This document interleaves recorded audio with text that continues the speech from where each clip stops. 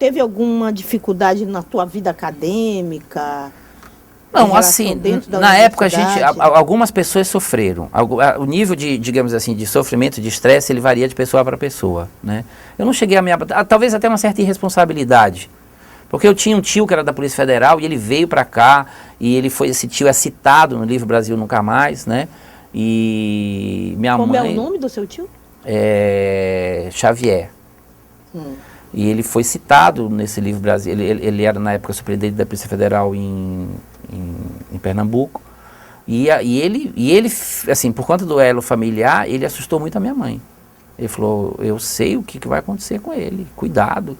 Então ela ficou muito impactada porque veio de uma voz da Polícia Federal do que poderia acontecer com a gente, né? Mas, de fato, ele estava errado, porque a gente já estava num processo de transição da ditadura. Mas foi um processo muito constrangedor, da gente ter que ir nesses tribunais, da gente ter que fazer julgamento, ser coagido, de pessoas perderem o emprego, né? E o risco de uma condenação que havia, porque se estava sendo julgado, pode ser condenado. Então, muitos companheiros ficaram muito abalados. Eu particularmente não fiquei, digamos assim, não foi uma coisa que modificou permanentemente a minha vida. E esse processo foi até quando? Esse processo todos foram absolvidos? Todos foram absolvidos porque eles desistem da acusação. No último julgamento, o Zé Carlos Castro faz uma defesa fantástica a defesa do Zé Carlos Castro. Que ele diz? Ele diz que, olha, que é um absurdo isso, acusar esses jovens de luta armada. Veja bem, todo mundo se armou contra o nazismo. O Brasil mandou um exército lutar na Itália contra o nazifascismo. Vocês estão acusando esses jovens de se levantarem contra o fascismo? Ora, acusem então o exército brasileiro que mandou os pracinhas para a Itália para lutar contra o nazifascismo. E o texto do Trotsky que ele pegaram era justamente esse, de um enfrentamento armado ao nazifascismo, né? Então ele foi desmontando item por item, a história do aliciamento. O companheiro casou com a Beth, ele desmonta a tese de aliciamento, eles se casaram e ficaram durante alguns anos casados. Então ele foi desmontando passo a passo todas as acusações. E no final a acusação desiste da acusação e a gente é absolvido. Isso já quando? Isso acho que em 84, acho que levou de 83 até 84, não me recordo, até um ano e pouco. Foram várias audiências, várias oitivas de testemunhas, e a gente toda vez tinha que ir para o tribunal, e enfim, não lembro, mas umas 6 ou 7 audiências, a cada 2 ou 3 meses tinha uma audiência.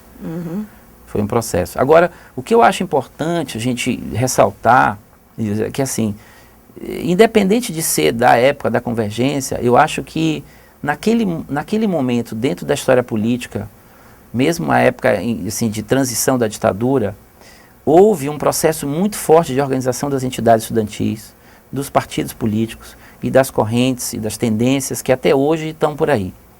E havia um processo naquele momento, que eu acho muito singular, de formação de quadros. Esses quadros, independente das suas matizes políticas, seja quais forem, né? Uns foram mais para a esquerda, outros mais para o centro, um pouquinho mais para a direita, mas aquele pessoal contemporâneo daquela época, 78, 79, 80, 85, que fez movimento estudantil nessa época, mais tarde teve uma projeção e hoje desempenham funções no executivo, no legislativo, no judiciário nacional, paraense e de Belém. Quer dizer, aquela gama de quadros, realmente todos foram projetados, ou todos não, mas grande parte deles, uma boa maioria deles, foi projetados e se qualificou para ocupar cargos nas esferas do poder hoje, dentro do Brasil, né? Tanto legislativo quanto no executivo, principalmente. Então, vários dirigentes estudantis daquela época hoje estão, ou já ocuparam, né, cargos que são de destaque dentro da política do Pará e do Brasil, né?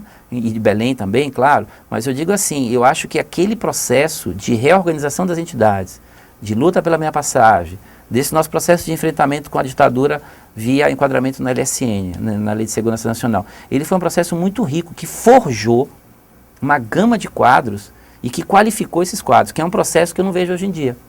Eu acho que é uma diferença muito grande. Apesar das grandes mobilizações que a gente viu recente agora, não existe um processo de politização, de formação de quadros, como a gente viu nessa época. Os debates eram debates muito qualificados. O que a gente via eram enfrentamentos teóricos, entendeu? Você tinha a assembleia aqui na universidade, nesse ginásio, pessoas discutindo qual era a posição do Lênin, qual era a posição do Trotsky, qual era a posição na assembleia estudantil com 3.000 pessoas, né?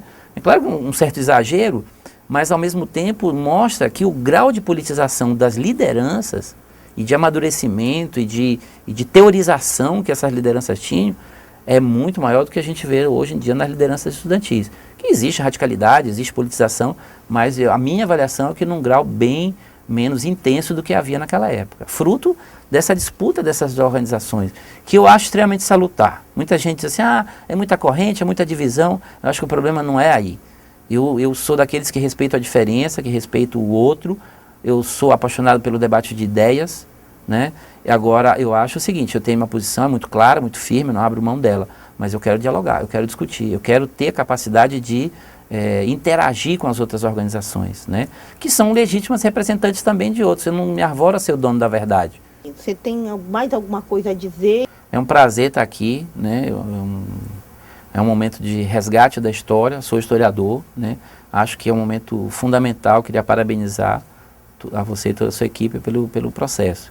E dizer assim, que eu acho que o mais fundamental é que esse processo que eu falei de formação de quadros e tal, que impulsionou a mim e a minha vida, né? Eu dedico minha vida à causa do socialismo. Aquela experiência marcou você? Foi determinante, foi determinante.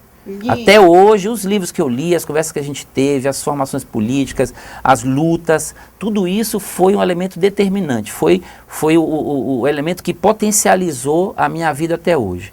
Eu já estou com 48 anos, muito possivelmente vou, até o final da minha vida, me dedicando a essa causa da revolução socialista, do socialismo. Eu acredito que o homem pode ser feliz, não acredito que essa etapa que a gente está vivendo de uma sociedade onde o homem é lobo do homem, onde o lucro move a humanidade, onde o social fica relegado a um segundo plano, eu não acho que isso seja o fim da humanidade. Acho que a humanidade está destinada a ser feliz, eu creio nisso. Se eu vou ver ou não é uma outra história, mas só o fato de dedicar minha vida a isso, de dedicar essa luta, só a luta me faz feliz. Né? Se eu conseguir ver o resultado disso concreto, eu vou ficar mais feliz ainda.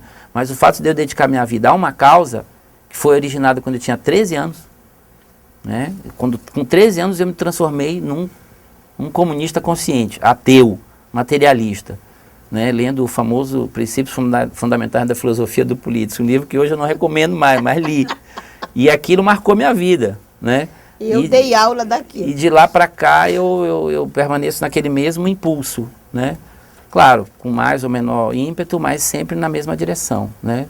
Mais importante do que a velocidade é a direção, né? Já diz.